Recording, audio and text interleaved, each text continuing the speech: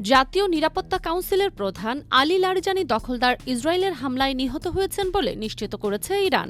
মঙ্গলবার রাতে তার উপর হামলা চালায় ইসরায়েল। এরপর ইসরায়েলি প্রথম তার মৃত্যুর তথ্য জানায়। এর প্রায় একদিন পর ইরান নিশ্চিত করে লারিজানি নিহত হয়েছেন। নিরাপত্তা কাউন্সিল তার মৃত্যুর ব্যাপারে একটি বিবৃতি দিয়েছে, যা প্রকাশ করেছে ইরানি সংবাদ সংস্থা মেহের নিউজ।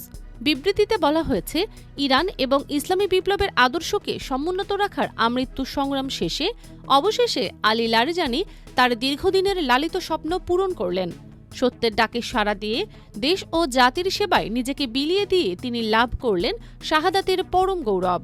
গত 28 ফেব্রুয়ারি যুক্তরাষ্ট্র ও ইসরায়েলের যৌথ হামলায় প্রাণ হারান সাবেক সুপ্রিম লিডার আয়াতুল্লাহ খামেনি। এরপর ডি ফ্যাক্টো সুপ্রিম লিডারে পরিণত হন লারিজানি। তার কমান্ডেই ইরান যুদ্ধ পরিচালনা করছিল।